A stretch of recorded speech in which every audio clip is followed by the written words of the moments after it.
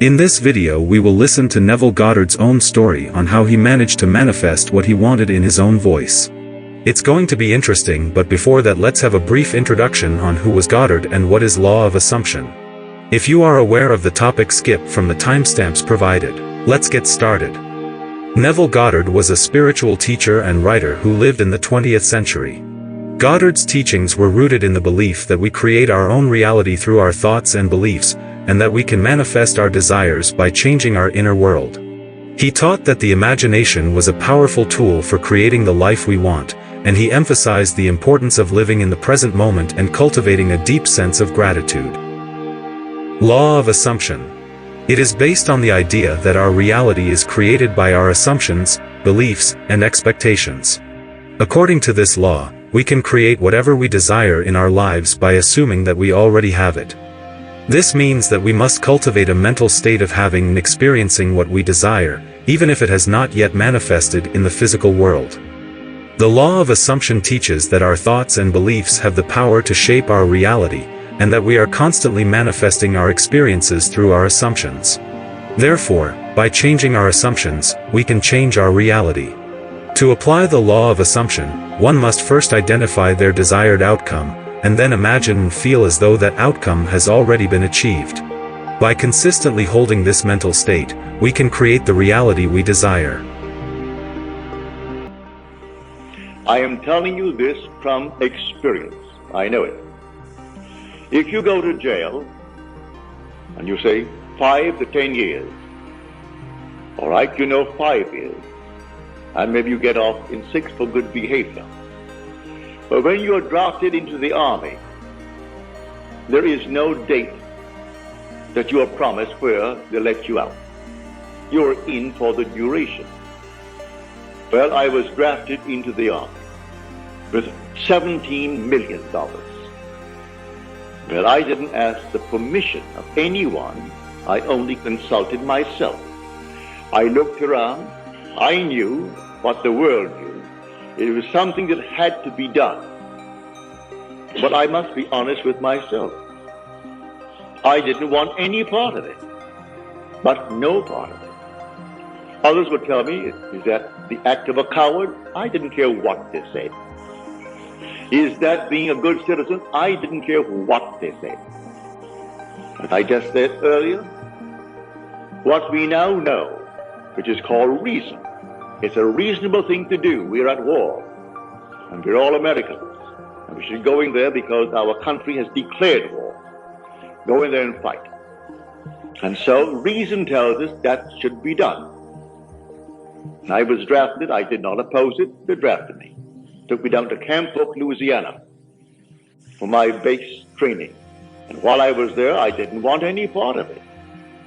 And I dared to assume that I am out of it, and made my normal natural application, as you have to do in the world of Caesar. Within 24 hours it came back, and it was simply rejected. It was signed disapproved, and signed by my colonel, a very nice gentleman.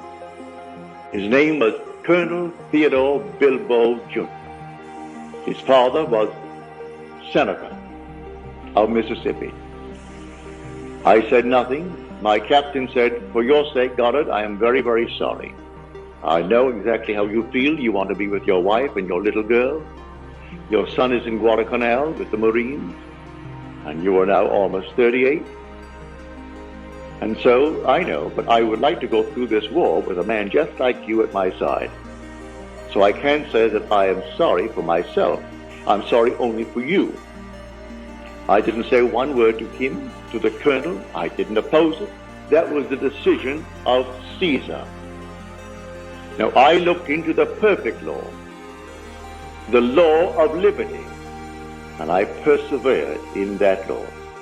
And I slept that night as though I slept in my own home in New York City on Washington Square, where I lived on the 7th floor. I lived on that floor, and it was a very large apartment, 2 bedrooms, a lovely big living room, a dining room, a huge kitchen, and a foyer. And I slept in that place just as though I were there, not in the army. I fell asleep in that state, having done all the normal things that would make me feel this arrangement is perfect. I rearranged the structure of my mind.